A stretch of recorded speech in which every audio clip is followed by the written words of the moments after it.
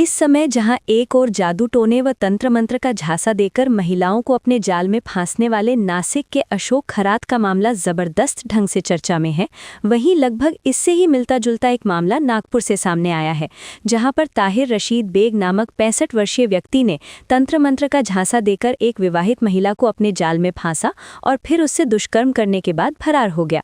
पश्चात महिला द्वारा दर्ज कराई गई शिकायत के आधार पर नागपुर पुलिस ने अंजनगांव सुरजी के डब्बीपुरा परिसर में रहने वाले ताहिर रशीद बेग नामक कथित तांत्रिक को गत रोज ही गिरफ्तार किया, जिसे अब नागपुर ले जाकर उससे पूछताछ की जा रही है।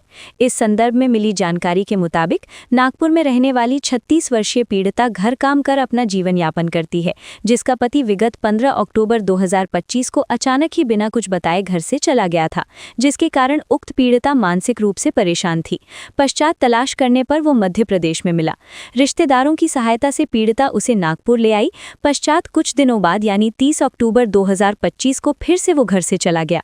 तब से उसका कहीं पता नहीं चला।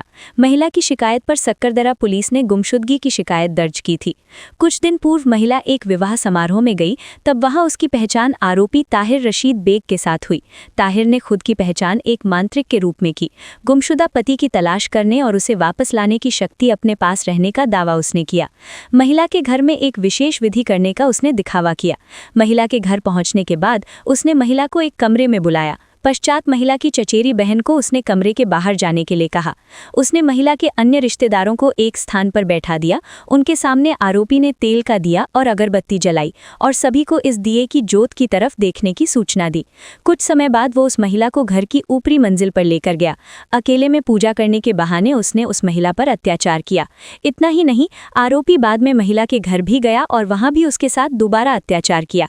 घटना के बाद भय के कारण पीड़िता कुछ समय तक चुप रही, लेकिन बाद में साहस जुटाकर उसने सक्करदरा पुलिस स्टेशन में शिकायत दर्ज कराई। मामले की गंभीरता को देखते हुए नागपुर पुलिस ने तुरंत जांच शुरू की और आरोपी ताहिर रशीद बेग की खोजबीन करते हुए उसे अमरावती जिले के अंजनगांव सुरजी स्थित डब्बीपुरा परिसर से गिरफ्तार किया। आरोपी को अपनी हिरासत में लेने के बाद नागपुर पुलिस उसे अपने साथ नागपुर लेकर गई है, जहां पर पूछताछ के दौरान अब ये जानने का प्रयास किया जा रहा है कि आरोपी ताहिर रशीद बेग ने इससे पहले भी इस तरह की घटनाओं को अंजाम दिया है अथवा नहीं। इस घटना के चलते इस समय नागपुर के साथ साथ अमरावती के ग्रामीण क्षेत्रों में भी अच्छा खासा हड़कंप व्याप्त है। वहीं इस बारे में जब दैनिक अमरावती मंडल ने जानकारी हेतु अंजनगांव सुरजी पुलिस स्टेशन के थानेदार बोंडे से टेलीफोनिक संपर्क किया, तो उन्होंने इस मामले से पूरी तरह अनभिज्ञता दर्शाई। साथ ही कुछ समय बाद मामले को लेकर जानकारी हासिल करते हुए बताया कि नागपुर पुलिस ने उनके थाना क्षेत्र में आकर बिना कोई पूर्व सूचना दिए आरोपी को गिरफ्तार करने की कार्यवाही की है, जबकि ऐसा करने से पहले अमूमन लोकल पुलिस को सूचित किया जाना चाहिए और लोकल पुलिस की सहायता लेते हुए ही उनके थाना क्षेत्र से किसी संदिग्ध आरोपी को उठाया जाना चाहिए।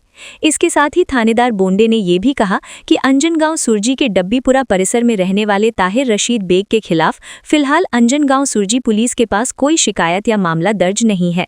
हालांकि अब चूंकि नागपुर पुलिस द्वारा ताहिर रशीद बेग को हिरासत में लिया गया है, जिसके चलते अब ताहिर रशीद बेग के नागपुर पुलिस अथवा वहां की अदालत से छुटने पर उसे अंजनगांव सुरजी पुलिस द्वारा पूछताछ के लिए अपनी हिरासत में लिया जाएगा और ये जानने का प्रयास किया जाएगा कि कहीं उसने अंजनगांव सुरजी सहित जिले के अन्य क्षेत्रों में तो इस तरह की चारदातों को अंजाम नहीं दिया।